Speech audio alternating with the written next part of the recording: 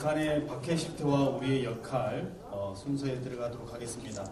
박해받는 자들을 위하여 우리는 무엇을 할 것인가?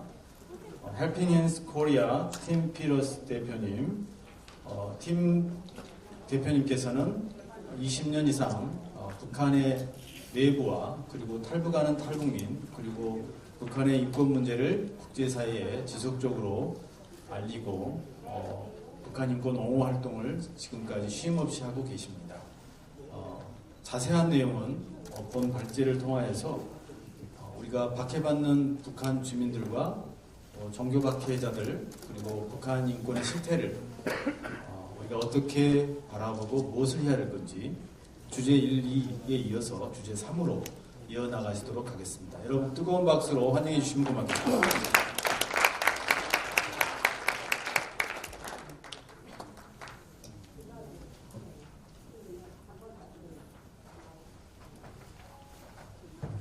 대단히 감사합니다. Thank you, Peter. It's a real honor and a privilege to be here to speak in this conference. I'm especially thankful to Peter because he is not only a colleague in conferences, but we have had the pleasure and the excitement and the drama of being together in certain places like Hanoi, Vietnam, in helping to assist North Koreans who are fleeing North Korea through China and then into Southeast Asia. And so it's a real privilege to be invited by Peter. The name of my talk today is Reaching Into Underground Believers, Guiding Others in Flight or Guiding Others in Defection. Silent partners assisting North Koreans under Caesar's sword. And obviously, Caesar's sword is a reference to 2,000 years ago in Rome, where the Christians in the first century were, and actually up through the 3rd century, were under extraordinary persecution under the Caesars, who also declared themselves to be a deity. And anyone who didn't acknowledge that many times was subject to a death penalty. So, see, this worked really well just before. Oh, there we go. I'm extremely grateful to Ben and to Greg and to the other excellent speakers that came before me, because many of the things that I had written in my prepared remarks were already covered, but much more eloquently by them in terms of describing the situation. So I will maybe briefly go over some aspects that were already discussed and excellently presented by Greg and Ben and others earlier. As was mentioned, North Korea has been listed for the 16th year consecutively as the worst persecutor of Christians, period, throughout the world. That is an extraordinarily dubious distinction that North Korea has, and all the more reason, I believe, that the issue of freedom of belief, as well as all the other human rights violations, absolutely have to be discussed in any type of summit situation or negotiation. So I'm in complete agreement with the previous speakers about that. As was mentioned earlier by both Greg and Ben, the history of persecution inside North Korea of religious believers of all kinds, but especially egregious, of course, are Christians, Catholic and Protestants. And one of the public statements that was made by Kim Il-sung way back over 40, 50 years ago was that we cannot move into a communist society if we have those religious people. This was not a secret document. This was part of a public address made by Kim Il-sung. So this is an indication, and of course, this has been mentioned earlier. Also, there's been an an extensive discussion about the COI and Michael Kirby. Again, the seriousness of the violations of human rights in North Korea has been especially underlined by Justice Kirby in mentioning that it's very likely to qualify for crimes against humanity. And so that speaks for itself, doesn't it? Here we have a picture or a drawing done by a former defector of a prayer service in the forest in North Korea. This is an authentic depiction of North Koreans who often gather in very remote areas in order to exercise their form of religious belief. HRNK in particular has been especially skillful in gathering satellite imagery. I won't go into it, but one thing I would like to say is that a meaningful percentage, not anywhere near half or that, but a meaningful percentage of political prisoners in North Korea are those who are being punished for religious infractions or religious crimes, so to speak. So here we have just two pictures, and of course there are a great number of others of different locations. My task has been to talk about what is the response, and I feel this is a theme that has been mentioned by almost every speaker that has come. So I'm delighted to be able to talk about what is it that we can do. And one of the things rather early on, and I've already made a slight reference to it in working together with Peter in past years, is how can we help people in North Korea who have voted? Yes, I said voted. How have they voted? They have voted with their feet by crossing either the Tumen River or the Amnok River, the Yalu River, risking their very lives, their livelihood, even their families, in a bid for freedom.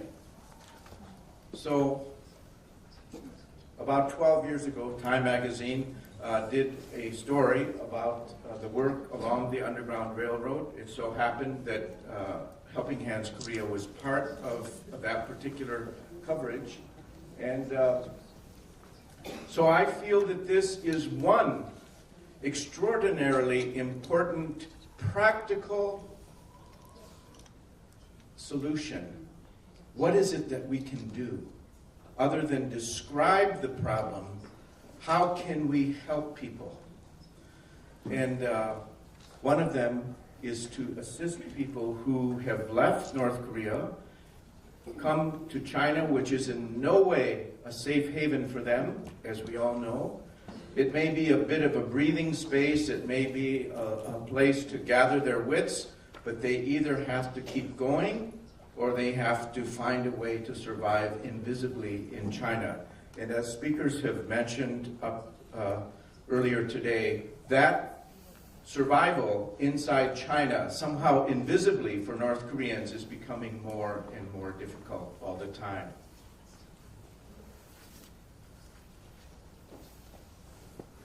The conditions inside North Korean prisons are well known by now. And here are two drawings that have been made either by former prisoners or artists have rendered what former prisoners, particularly in the Chongburi prison, have described as their conditions. And Peter, through his the drama, excellent dramas, etc., we have a full grasp, sometimes an overwhelming grasp, of how serious that is. That includes eating rodents and eating grasshoppers, any insect that might be available as a substitute for protein and things like that. So I think we're all quite familiar with these stories. There's one particular story by one former prisoner of Chongburi who described in detail about a former fellow prisoner who was a Christian, and he was known to be a Christian because of a particular shirt, or not only because, but he was known or identified as a Christian, and his sister had brought him a particular shirt, and so other inmates were aware of him and the reason he was in prison. And then suddenly he was gone one time, and this particular testimony can be found in the manuscript, so I will not go through the whole thing, but please feel free to look at it. But suddenly he was gone, and a very early morning detail of prisoners was going out to work in a field or something, and they found a bag that apparently had fallen off a cart overnight, and they discovered a body inside, and the body had the telltale jacket or the telltale shirt, and they said, oh my goodness, that's the Christian inmate whom we know, and his apparently on the way to the area to get rid of bodies overnight, his body had slipped off the cart. And so this testimony comes from Chongburi prison, and so we are very honored to have assisted once some of these prisoners had left, been released from North Korea, or they'd escaped and then come to China, to have the honor of helping them get safely to South Korea, a couple of whom testified for the COI. Another woman described how she had been beaten because of her, it was known that she had Christian faith, etc. Okay, here are the conditions almost as we speak. I don't know if you noticed, but in the last day or two, temperatures in Heilongjiang have reached something like minus 40 degrees. So very quickly, we are in a condition where the Tumen River and the Yalu rivers are freezing over, and this is a opportunity for those who are willing to risk everything to cross over. This is becoming all the more difficult, as described by some of the previous speakers, because both China and North Korea each have their own reasons to try to lock down that border. But it's hundreds of kilometers long, so there's no way at present to completely seal off the entire border area. So still, there are refugees who are crossing into China and then looking for help. And if I may say something, many people say that, okay, because the number of North Koreans who have arrived in South Korea has declined somewhat in the last number of years, there is a tendency to feel that, well, refugee flow has stopped and or slowed down to such a point that it is becoming negligible. I would like to say that the last 4 years for our organization has been the busiest it has ever been in terms of assisting North Koreans in crisis. And at the present moment, as I speak, there are 14 people that are moving with assistance through China and to the border. That includes 5 single parents with 5 children and 4 women, single women, 3 of whom are human traffic victims. If that sounds like a negligible refugee flow to you, that's up to you to make that determination. But for our organization, and that's not just a unique this month only kind of spike of numbers,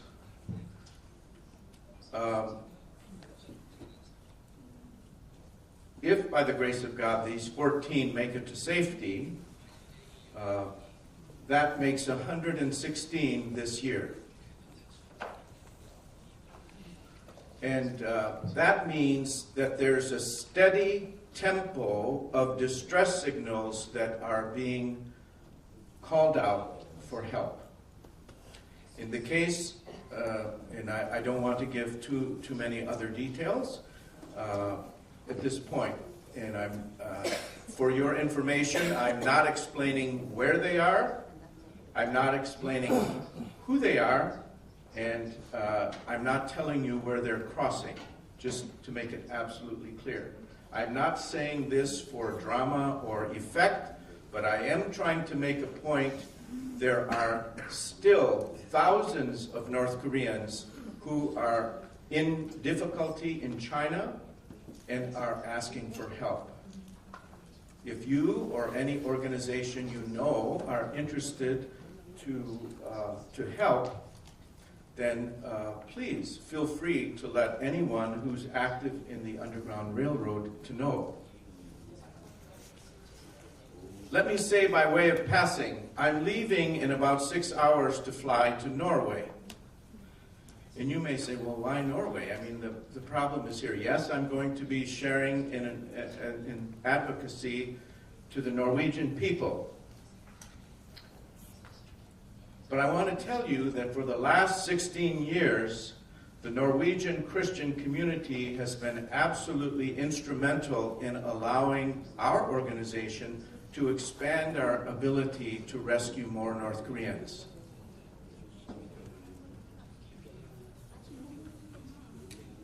And I think that probably a number of other organizations might say very similar things. So you might say, well, what about Korean churches? What about Korean organizations? Yeah, about 4% of our assistance and resources, 4%. But when I say, or 7, let's say 7%. But when I mention that percentage to the Europeans, they go, well, but South Korean churches are so famous for being missionaries. Why only 8% or 7% of the South Korean missionary budget is devoted to these things? I don't know. I'll leave that question to you. But I think there's something a little bit wrong with that picture, frankly. I don't mean to be critical, but I think we have to be factual. Another problem one practical aspect of helping the North Koreans is assisting those who have voted with their feet. That means they have risked everything. They've risked their entire life in order to cross into no man's land of China. And trust me, China is a no man's land. And there's no guarantees for the refugees or for the aid workers who help them. And but another way, as has been mentioned already, is there's a tremendous lack of food. I was privileged to be able to attend a special meeting at the U.S. Embassy in September with the World Food Program. And the delegate who was representing the World Food Program at the meeting for the WFP mentioned that this year, due to extremely hot temperatures and some flash floods, etc., but especially hot temperatures in the summer, that harvests have been seriously damaged. But anyway, the final outcome or the final bottom line was that 40% of the North Korean public is malnourished. 40%. And he listed that at 10.3 million. That's not all starving, as we all know, but these are people who are not getting the minimum amount of calories and the minimum amount of grams of food every day. So as we know, very often government to government and agency to agency food aid, as is taken in a picture here, is often taken by the military and by the Workers' Party in order to be given along the Songbun lines. And so the people who are vulnerable often don't see it. These are some excellent data points provided by the North Korean Database Center, and showing the number of deaths due to food insufficiency through the years. As we know, discrimination about food provisions often go along the lines of the Songbun. Now, what about the solution? What about how can we help? I'm of the opinion that there are certain organizations that do a better job than others in terms of providing large amounts of food aid from government to government or from agency to agency. But I think we have to consider the fact that if you are providing humanitarian aid to the North Korean government, it is absolutely axiomatic and absolutely certain that your food aid by the hundreds or thousands of tons are going to be distributed along loyalty lines. So as I often say to people who maybe are working in World Vision and at other places, in large churches, etc., when they ask these questions, I said, if that's your goal, if that's your 목적, and that's your target, to provide food for the senior people, the privileged people, then go for it. We know that's what's happening. Why? Because many of the refugees that we help say, I never saw any food aid. This is an old story, and you know it, but it's not changing. So what can you do? Well, we advocate what's called asymmetric food aid projects. Asymmetric is usually a term that is used in military terms. That means unconventional warfare. We're advocating unconventional humanitarian aid. That means sidestepping all the government routes. How do you do that? Well, that's where often the underground Christian networks come in extremely helpfully, because they have to operate outside the regime paradigm and outside the regime infrastructure. And I'm not talking about theory. I'm talking about projects that have been underway for years now.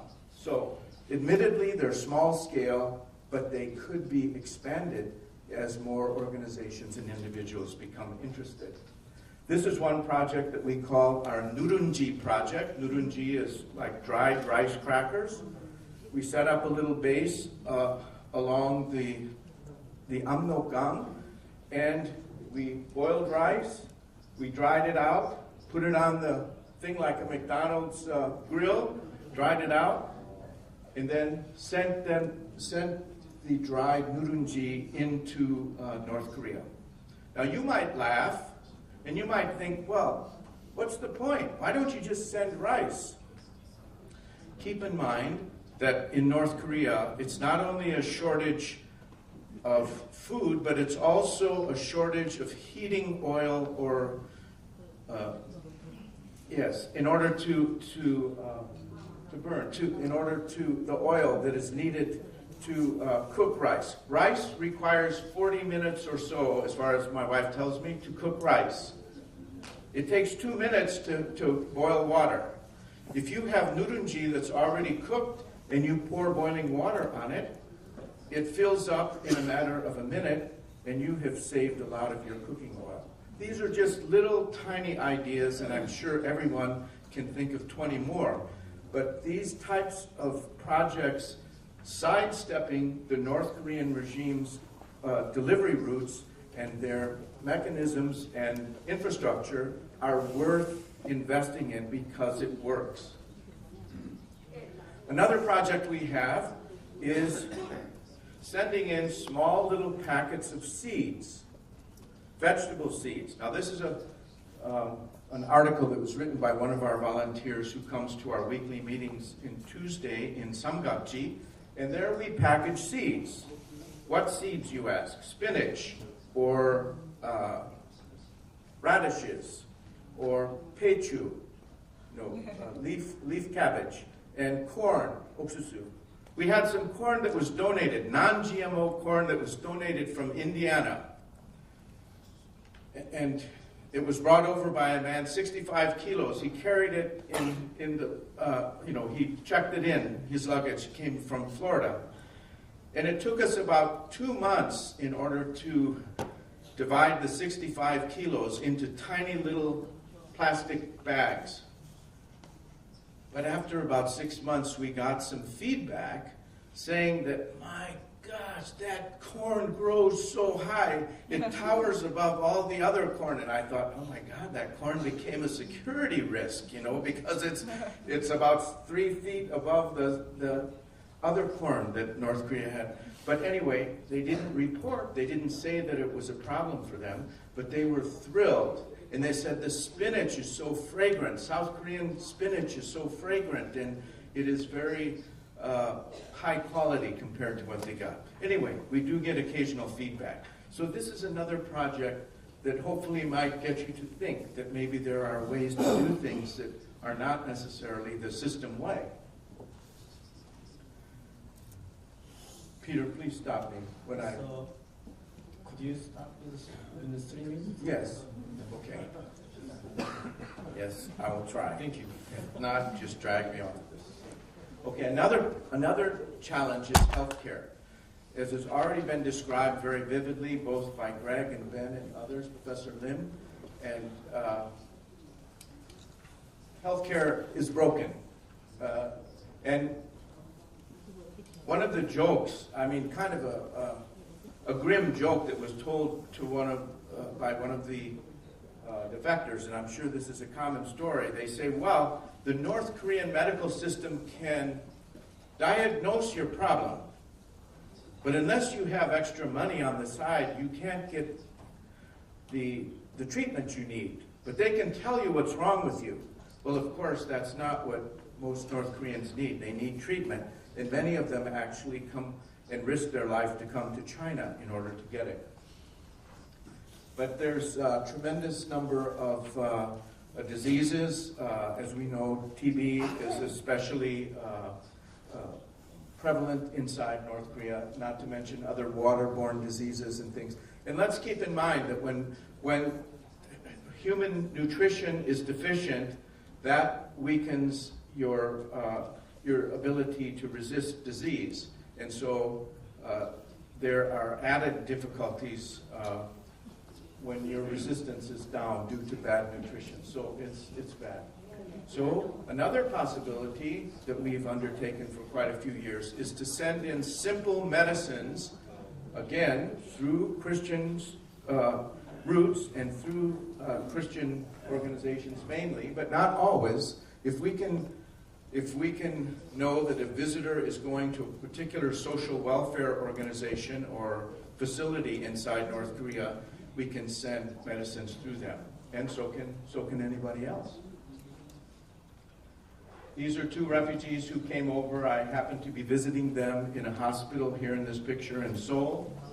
One lady on the left had a very serious colon problem, colon cancer, when we came in contact in China.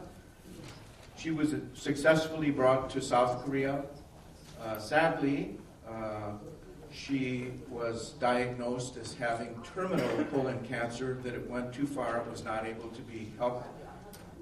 Quite amazingly, about 2 months before she was expected to pass away, she secretly went back to China and back to her hometown to share her Christian faith with her family and with her relatives, ignoring all other risks in order to do so. She was not encouraged or sent to do that. As a matter of fact, she told another pastor, please don't tell Tim I'm going to do this, because she probably figured I might try to dissuade her, and I probably would have, but she did go, and so that was a rather heroic decision on her part.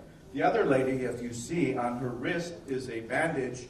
When she was caught in China and detained and in preparation for leaving, she was she slit her wrist. Fortunately, she did not kill herself, and she eventually was released from that Chinese prison. She was brought, but that shows the desperation of many of the North Korean ladies in China. Okay. The conclusion, if I can simply say, is, and I hope this has been demonstrated to some small degree. There are initiatives, small. They don't have to be massively expensive, but there are initiatives that work and can be done. And we don't need to wait for reunification to do it. Things can be done, and I'm sure that most of you have better ideas than we have. But I hope to encourage folks to realize that asymmetric and unconventional solutions are available.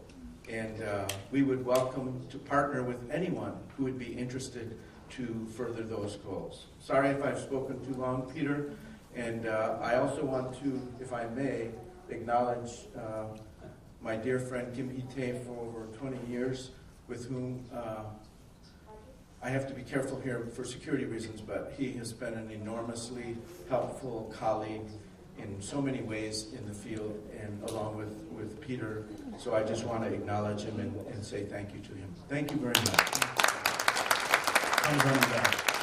팀 선생님은 이 박제를 마치고 저녁에 노르웨이로 또 떠나셔서 거기에서 일정이 있으신데 오늘 여기 못 참석하실 수도 있었지만은 특별히 오늘 이 자리가 너무 뜻깊기 때문에 70주년 세계인권선언 때문에 이 자리에 참석해 주셨고 또 오늘 이렇게 출국을 하시게 됐습니다. 북한을 향한 이러한 여러 가지 계획과 전략들을 이렇게 언더그라운드 레일로드와 같은 여러 가지 지금 프로젝트를 하고 계시는데 여러분 꾸준히 통일이 되는 그날까지 잘 감당할 수 있도록 뜨거운 격려를 부탁드립니다.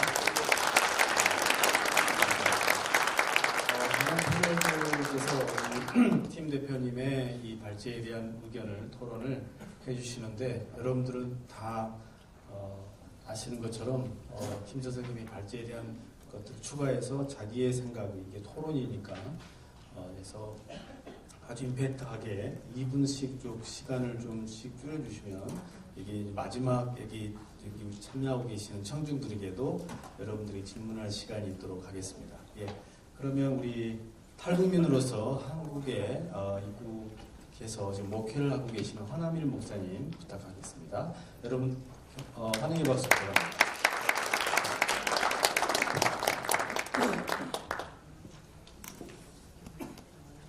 예,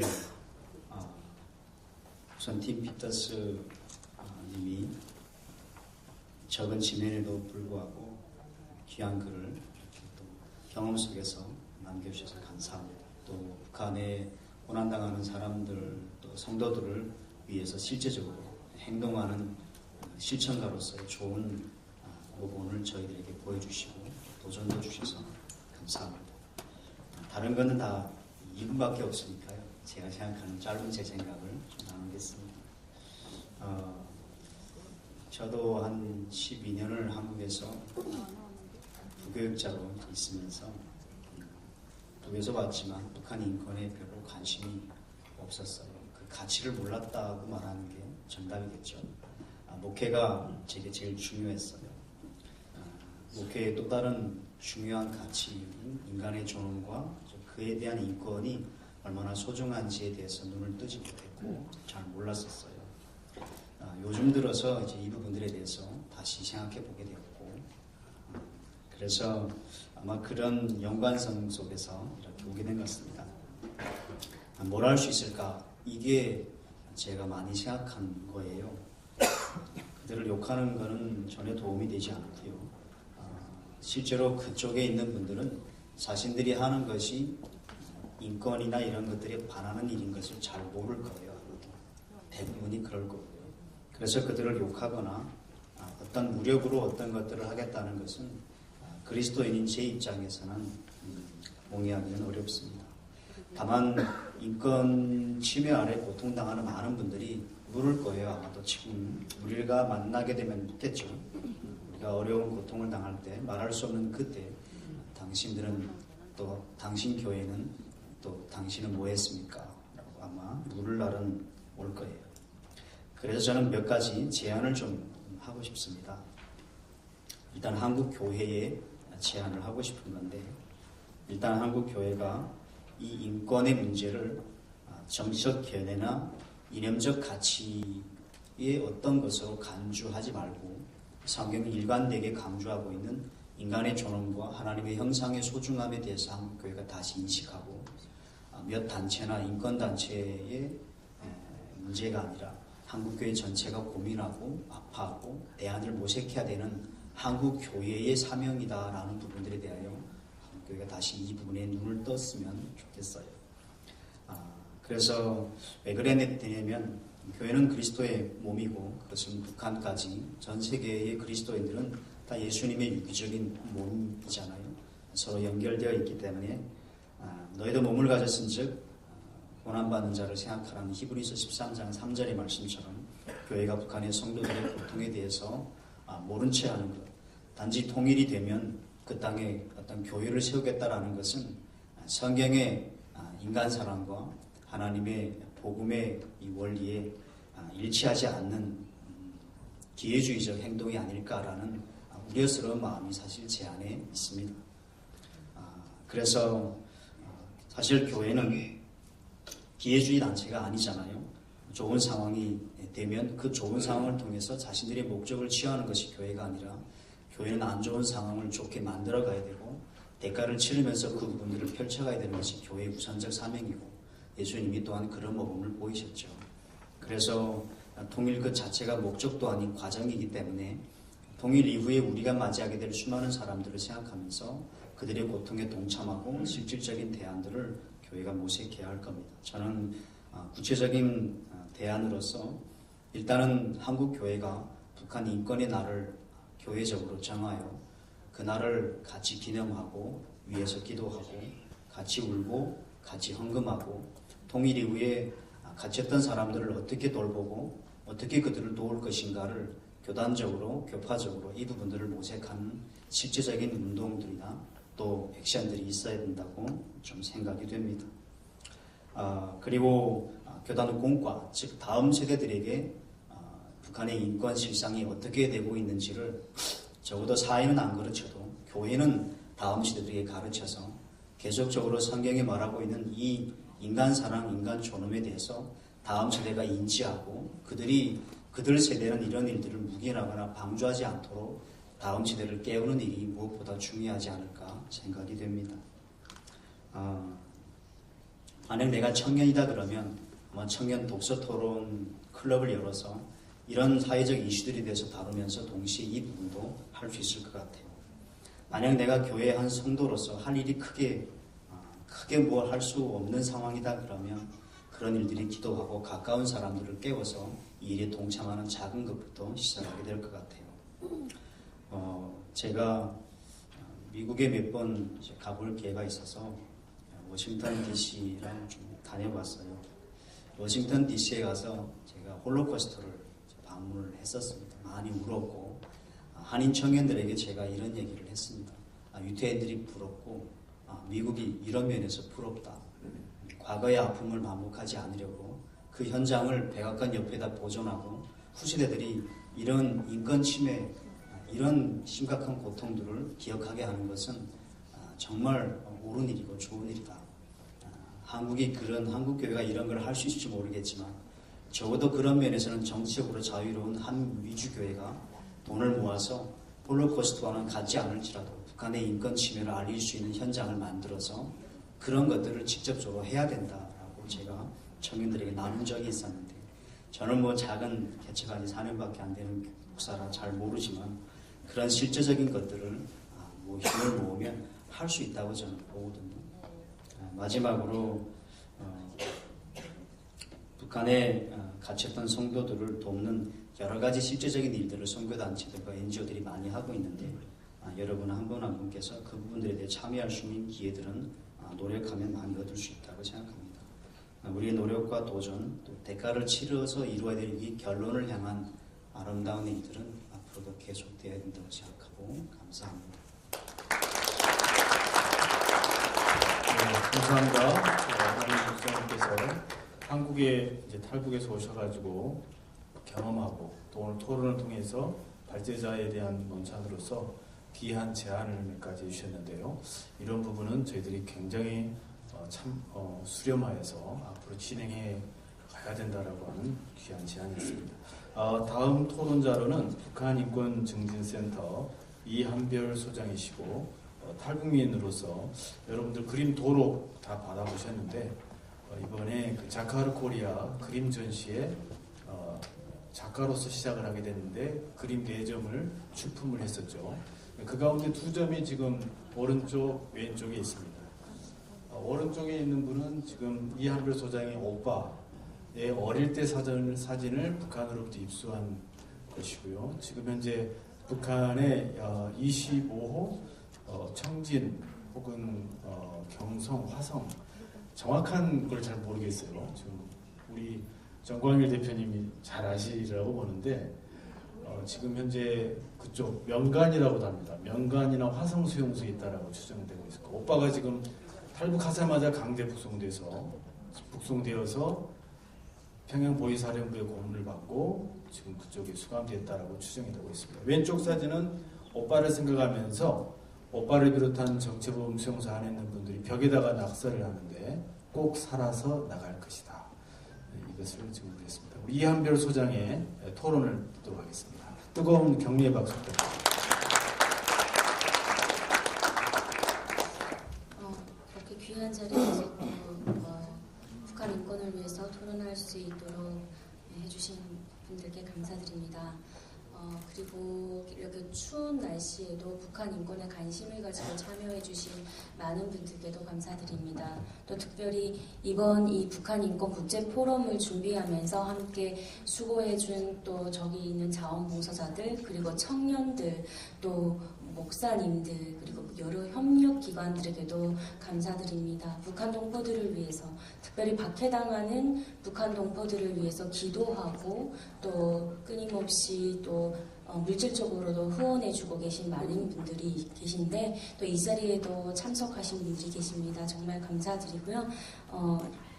팀 피터스 대표님의 발표에 대한 토론을 이어가도록 하겠습니다. 팀 피터스 대표님이 발표한 그 북한의 지하교인들과 탈북 난민 그리고 북한 내부로부터의 지원 활동에 대하여서 깊은 존경과 또 감사를 드립니다. 북한은 사실 완전 통제된 사회이기 때문에 접근이 매우 어려움에도 불구하고 팀 대표님은 지속적으로 또 민첩하게 북한 지하 그리스도인들을 위해서 접근하고 활동을 해오고 있습니다. 사실 이러한 활동은 한국말을 잘하는 우리 한국인들도 또 그리고 중국에 있는 조선족 선교사님들에게도 매우 경외감을 갖게 합니다. 팀 대표님은 북한 주민에 대한 접근을 통해서 북한 내부의 주민들의 인권 상황을 매우 깊이 있게 파악하고 또 북한의 통제사회와 북한의 신분제도, 계층제도를 이론적으로 잘 정립해 주셨습니다. 북한 주민에 대한 접근과 북한 인권 실태에 대한 파악을 통해 여전히 북한 기독교 박해에 대한 문제를 지적하셨습니다. 북한의 인권 침해 사례 중에서 기독교와 또 종교인들에 대한 차별과 박해가 여전히 바뀌지 않고 있습니다. 그럼에도 불구하고 박해받는 북한의 지하교인들을 돕기 위해서 비밀리에 신양을 지원하고 또 북한의 신자들과 연계된 브로커들의 그 활용에 대해서도 언급을 하셨습니다. 이것은 북한의 정권과 밀접하게 붙어있는 그런 계층들, 충성 계층들이 아닌 정말 북한 일반 주민들에게 식량을 확보를 돕고 나아가 의료 지원이나 또는 취약한 그 북한 사람들에게 삶의 희망의 끈을 놓지 않고 이어갈 수 있도록 하는 효과가 있다고 봅니다. 또 마지막으로 팀 대표님은 북한을 탈출한 탈북민들이 겪고 있는 중국 내에서의 그 체류의 불안정성, 심리적인 불안정성, 그리고 강제 북송 위기에 처한 탈북민들의 상태에 대해서도 또 예시를 하셔서 아직 해결되지 않는 탈북 난민의 강제 북송 문제에 대해서 지적하셨습니다. 개인적으로 중국의 그와 같은 불법적인 탈북 난민에 대한 부당한 체포와 심사, 그리고 강제 성만으로 인한 매우 아픈 사연을 앞서 말씀하신 것처럼 가지고 있습니다. 저희 오빠도 탈북한 당일 중국 변방 군인들에 의해서 체포되어서 강제 북송된 후 북한의 정치범수용소에 끌려가서 아직 생사를 모르고 있습니다. 저는 북한에 박해받는 사람들을 위한 우리의 역할 중 하나로 제3국에서 강제 북송 위기에 처한 탈북 난민에 대한 대한민국 정부의 체계적이고 지속적인 외교적 노력을 촉구해야 한다고 생각합니다. 우리가 사실 일본 정군 위안부 피해자들의 구제와 인권보호를 위해 노력하는 것처럼 우리 정부가 탈북 난민에 대해서도 이렇게 지속적인 피해에 대해서 구제하고 노력을 해야 된다고 생각합니다.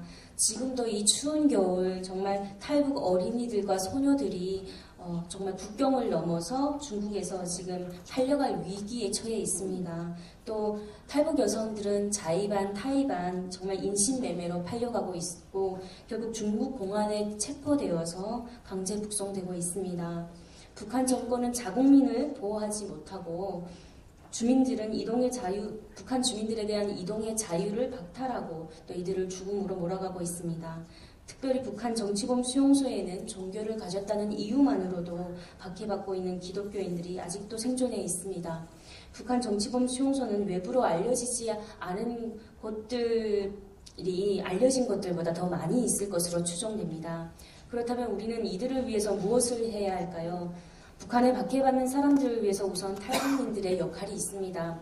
박해받는 북한 사람들에게 자유를 주기 위해서는 저와 같이 정치범 수용소에 갇혀있는 피해자 가족들이 앞으로도 지속적으로 목소리를 높여서 정치범 수용소 해체 촉구와 정치범 석방을 위해 꾸준히 노력해야 한다고 생각합니다. 그리고 우리의 목소리가 국제사회와 대한민국 국민들에게 더 많이 전달되어야 한다고 봅니다.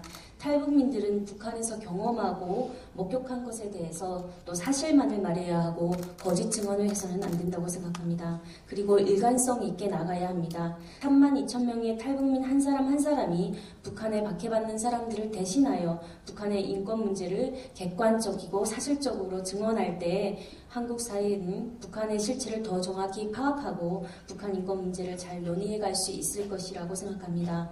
또한 문재인 대통령과 대한민국 정부는 김정은 정권과의 정상회담 시 대화와 타협을 성사시키기 위한 목적으로 북한 인권 문제를 고의적으로 배제하고 남북 대화의 의제에서 제외시키는 일을 중단해야 합니다.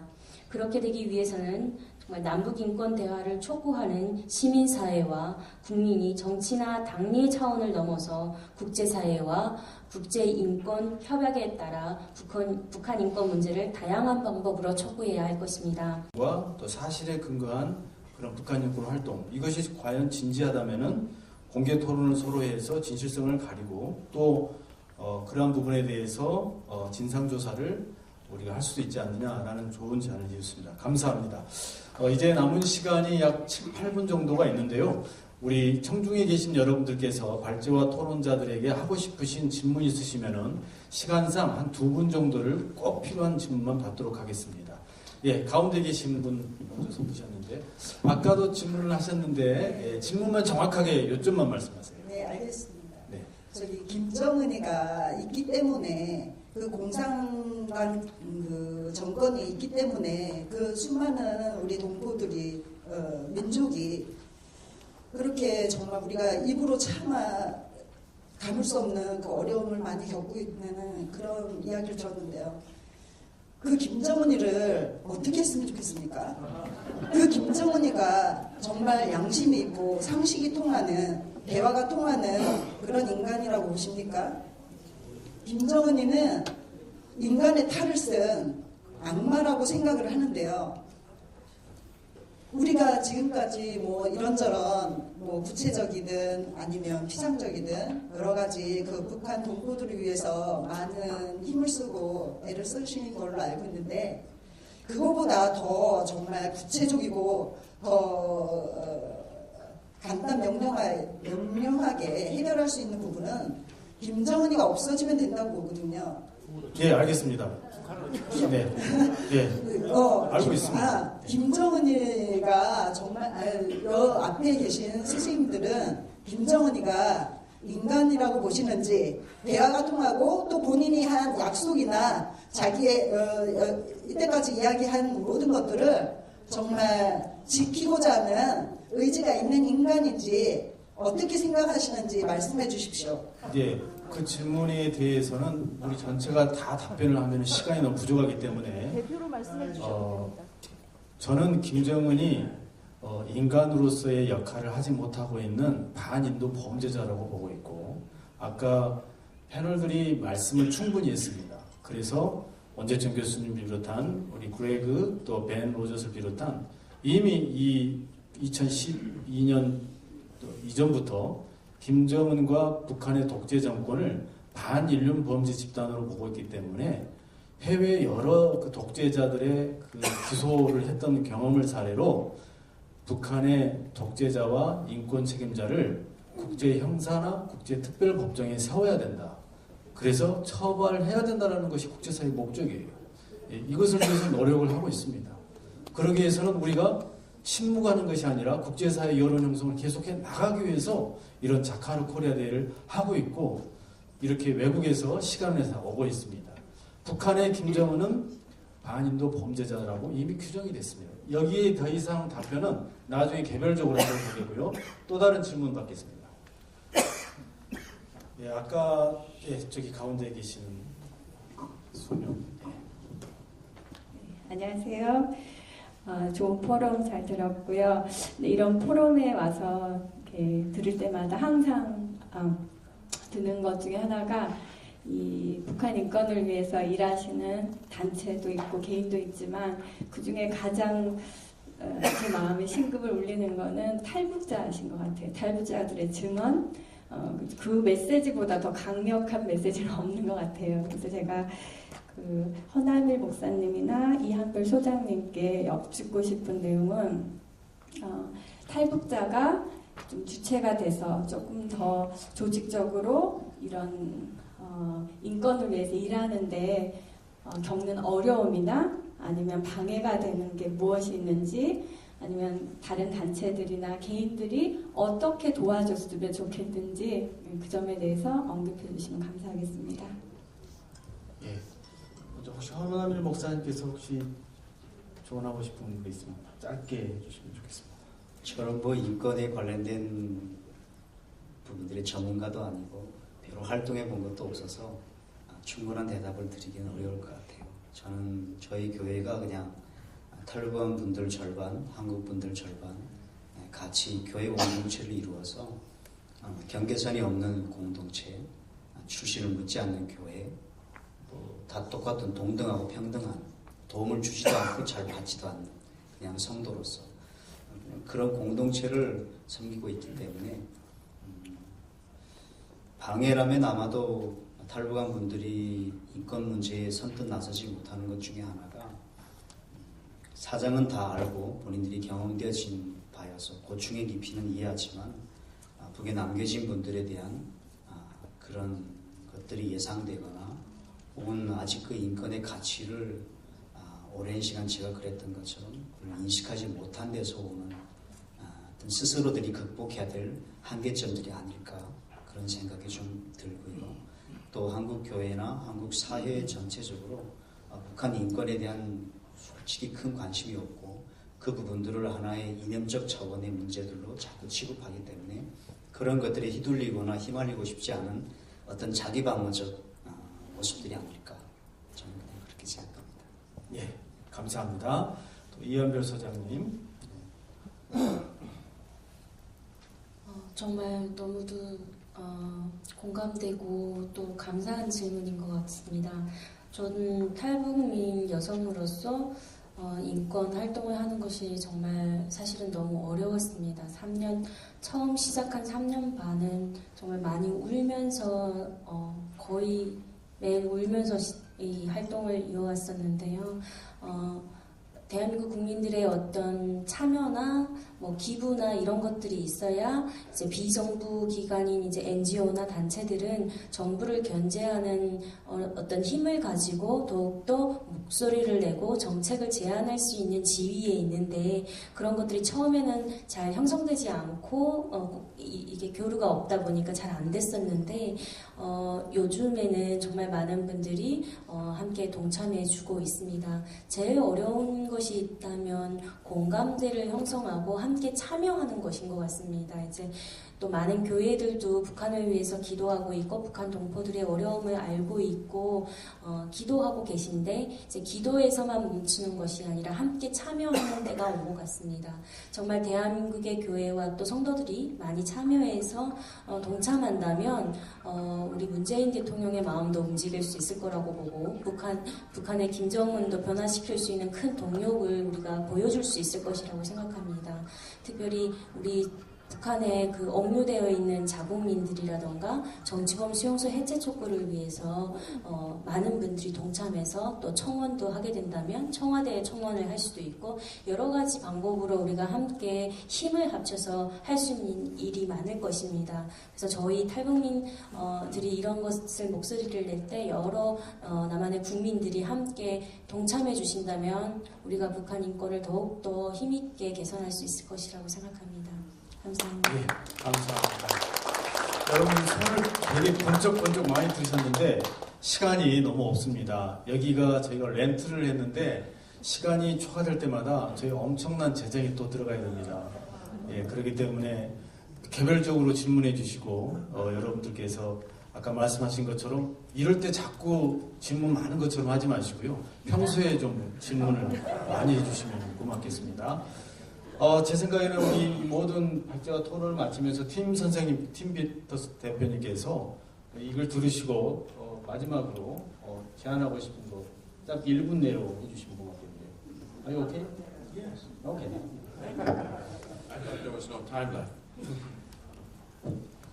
About 4 years ago, a wonderful evangelist from Australia by the name of John Short went into North Korea and very bravely tried to interact in a wise way to share his Christian faith. This gentleman has been 50 years in China, and as a matter of fact, as a testimony and tribute to this wonderful man by the name of John Short, and by the way, he was in prison for 16 days, and he continued to maintain his love for the North Korean people and his faith. Anyway, I pass out these little calendars, and some of you may laugh at me. Some of you have already received these calendars, but they were given to me by John Short. And this is the calendar only for 2018. And you have every reason to wonder, why, Tim, are you handing out calendars, and it's the 10th of December? And partly it's a tribute to my good friend John Short to continue to hand out a message that he and I share. But secondly, it's this. Time is short. Time is short in 2018, but I feel that the time is short for the situation in North Korea. So my reason for saying that is, let's have a feeling of urgency, exactly as was shared by my colleagues here and the ones in the first panel. The people of North Korea have been suffering for such a long time. I feel that what's needed is a sense of urgency, that time is short, and let's do all we can and make this a higher priority than perhaps we have in the past. Thank you very much. 네, 감사합니다. 여러분 한 분 한 분 다 그 말씀들을 다 듣고 싶습니다. 그래서 자카르 코리아 올해 처음 시작했는데요. 홈페이지를 통해서 여러분들의 의견을 다 받고 여러분들의 의견을 또 필요로 하신 교수님들이나 발제하신 분들에게 전달을 해서 여러분들의 그 질문에 대한 답변을 저희들이 해드리도록 하겠습니다. 양해를 부탁드리겠습니다. 이제는 거의 마지막 시간인데요. 저희 자카르 코리아가 3주 동안에 해왔던 영상들 잠깐 보시면서 이제 마지막 피날레를 하겠는데요. 우리 지금까지 수고해 주신 여러 우리 자카 코리아 스태프들은 전부 앞으로 나와서 마지막 성명서 발표 준비할 때 함께 동참해 주시면 고맙겠습니다. 영상 시청하시면서 자카르 코리아 멤버들은 앞으로 나와주시기 바랍니다. Thank you so much, Team Pillars and all panels. Yeah, thank you.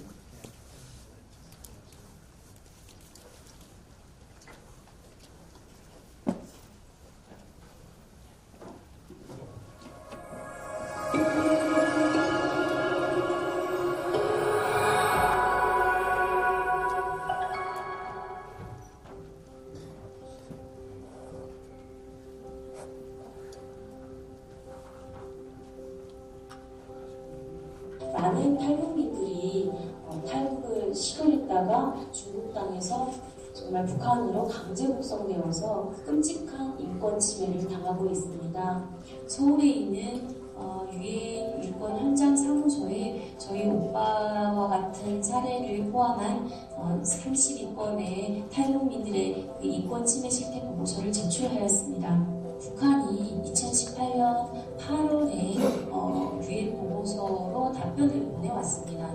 북한을 정치적으로 음해할 목적으로 요구하는 요청에 대해서는 답변할 수 없다는 거절을 한 그런 문서입니다.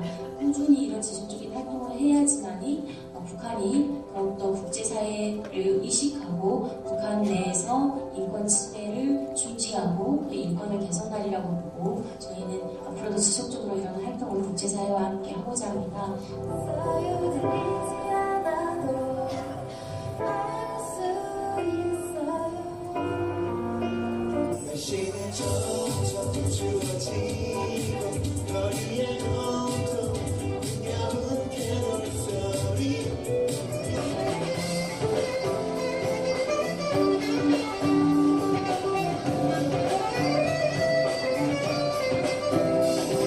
남한과 북한은 똑같은 언어를 쓰고 있고 같은 민족이지만 너무나도 다른 세상을 살아가고 있습니다. 너무나도 다른 삶의 모습입니다. 우리가 이렇게 즐겁게 크리스마스 노래를 불렀을 때 만약 지금 이런 가사를 북한에서 불렀다면 자신이 믿고 싶은 것을 믿는 것만으로도 가족까지도 정치범 수용소에서 종신형을 당할 수 있는 곳이 바로 북한입니다. 그래서 우리가 김정은의 방문을 환영하고 우리가 어떤 최고 지도자의 북한에서 최고 존엄이라고 말하는 그 1인의 김정은과 그 수뇌부만이 아니라 우리는 북한의 2,500만의 우리 형제 자매들을 기억하기 원합니다.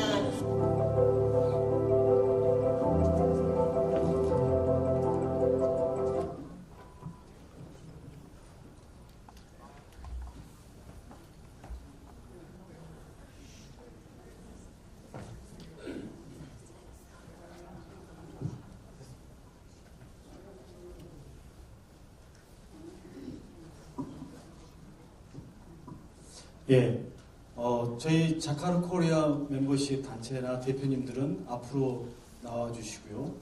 한 분도 빠짐없이 동참해 주시면 고맙겠습니다. 그리고 우리 북한인권 단체 대표님들도 자카르 코리아에 함께 앞으로 하시기 때문에 자발적으로 이렇게 나오셔서 저희 성명서 발표하는데 도와주시면 고맙겠습니다. 성명서를 우리 특별히 자카르 코리아의 탈북민 활동가 이한별 소장과 주빌리 통일부부대의 우리 이경창 전사님 이렇게 같이 낭독하도록 하겠습니다. 낭독의 마지막 부분, 여러분 성명서에 같이 하는 부분이 있어요. 여기에는 저와 여러분이 같이 읽도록 하겠습니다. 그럼 시작하도록 하겠습니다. 성명서. 한반도의 진정한 평화는 북한 인권 개선에서부터 시작된다. 북한에 박해받는 사람들을 기억하라. 오늘은 유엔 세계 인권선언 70주년이 되는 날이다. 국제연합 유엔이 1945년 창설되고 나치의 유대인 학살 만행을 기억하고 전쟁과 반인도 범죄의 방지와 세계 평화를 위해 1948년 12월 10일 유엔 세계 인권선언문을 선포하였다. 하지만 2014년 UN 북한인권조사위원회 COI는 3대 독재체제 국가 북한에서는 국제협약을 위반하고 반인도 범죄에 해당하는 행위를 지속적으로 자행하고 있다는 결론을 내리고 그 책임자를 규명하여 국제사법 메커니즘에 제소해야 한다고 공고하였다. 유엔 세계인권선언 70주년이 되기까지 북한 정권은 수십 년 동안 국제사회를 속이고 정치범 수용소를 설치하여 사상과 신앙의 자유를 억압하고 기독교인 박해 등 공포심을 조장하기 위한 공개 처형, 경제적인 활동을 위한 거주 이전에 대한 자유 침해, 불법적인 구금과 조사, 외국인 납치와 비자발적 강제 실종 등 말로 형용할 수 없는 방법으로 광범위하고 조직적인 반인도 범죄 행위를 지속적으로 자행해 왔다. 올해는 남북한의 각 정부 수립 70주년이 되는 해이기도 하다. 남북의 정상은 4월 판문점 회담과 5월 회담, 9월 평양 회담까지 유례 없이 많이 만나고 한반도의 평화와 미래에 관하여 많이 말해왔다. 그러나 국제사회의 우려에도 불구하고 두 정상의 평화, 새로운 미래라는 슬로건은 박해받는 북한 주민들에게는 공허한 말과 외침이 되고 있고 북한 인권 피해자들은 잊혀지고 있다. 진정한 평화가 한반도에 도래하려면 북한에서 벌어지고 있는 심각한 인권 유린이 중단되어야 한다. 세계인권선언이 천명하듯이 천부의 인권을 인정하는 것이 평화의 기초이기 때문이다. 북한에서는 지금 세계인권선언의 30개 조항 중 단 하나도 제대로 지켜지지 않고 있다. 이에 북한에 박해받는 사람들을 기억하는 사람들, 자카리아는 북한 주민들의 인권 문제가 위기에 처해 있음을 인식하고 국제사회와 대한민국 국민들이 북한에 박해받는 자들을 기억해야 함을 알리며 북한 정권의 반인도적인 박해 행위가 중지되도록 기억하기, 자카르 캠페인을 하고 있다. 자카르란 기억하다라는 히브리어로 단순히 기억하다는 뜻을 넘어서 주의를 기울여 살펴보고 기억을 불러일으키는 행동을 포함한다. 북한 정의연대를 비롯한 기억하는 사람들은 북한 정치범 수용소에 갇혀있는 북한 주민들이 참담한 상황 가운데서도 삶의 용기와 희망을 잃지 않도록 응원하고 북한에 박해받는 사람들이 있음을 기억하도록 다양한 방식으로 국제사회에 알리며 북한 정권의 반인도적인 박해 행위가 중지되도록 촉구해 나갈 것이다. 또한 북한 인권 개선을 위해 방관이나 침묵하지 않도록 할 것이다. 여러분, 이제 마지막입니다. 다 같이 자리에 일어서 주시기 바랍니다. 우리 함께 이것을 읽도록 하겠습니다. 그래서 북한의 반인도 범죄가 중지되고 북한이 자유가 임하기를 바라는 마음으로 여러분들이 함께 읽어주시고 함께 소리를 외쳐주시기를 바랍니다. 그럼 제가 먼저 읽고 여러분 나머지 부분을 함께 읽으시기 바랍니다. 북한에 박해받는 사람들을 기억하는 사람들은 다음과 같이 촉구하며 국제사회가 이를 위해 함께 기억할 것을 요청한다. 북한 김정은 국무위원장은 불법적이고 반인륜적 구금시설인 정치범 수용소를 해체하고 수감사들을 석방하라. 기독교인들을 비롯한 모든 사상과 신앙의 자유를 허용하고 종교인 박해를 중지하라. 굶주림과 박해를 피해 탈북한 주민들의 처벌을 중지하고 거주 이전의 자유를 보장하라. 취약계층인 영유아와 아동들에게 영양을 우선 공급하라. 수십 년 동안 납치되어 생사를 알 수 없는 강제 억류자의 신병과 안전 여부를 공개하라. 강제 억류된 한국인 선교사들의 신병 확인과 면접을 허용하고 조속히 석방하라. 북한 핵시설 검증과 함께 유엔 인권조사단의 방북 허용과 피해자 접촉을 허용하라. 우리는 대한민국 국민들이 한반도의 진정한 평화와 행복을 위하여 북한 주민의 인권이 올바르게 개선이 되는 그날까지 용기 있게 일어나기를 바라며 북한 정치범 수용소 해체를 비롯한 자카르 기억하기 운동에 동참해 주시기를 호소한다. 우리가 침묵에서 벗어나 박해받는 북한 사람들을 기억하고 용기 있게 나아갈 때 그 작은 몸짓과 소리와 표현들이 모여져 지금 박해당하고 고난 중에 있는 북한 주민들에게도 삶에 대한 희망과 용기를 갖게 할 것이다. 2018년 12월 10일 북한 정의연대 북한에 박해받는 사람들을 기억하는 사람들 일동. 감사합니다. 감사합니다.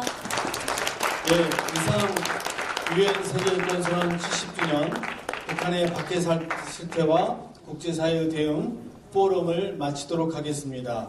참가해주신 여러분 감사하고요. 여러분 모두 자카리안이 되어주시고 여기 서약서에 서명해서 찍어서 저희 페이스북이나 저희들에게도 알려주시고 캠페인에 동참해 주시고요. 여러분 감사합니다. 안녕히 돌아가세요.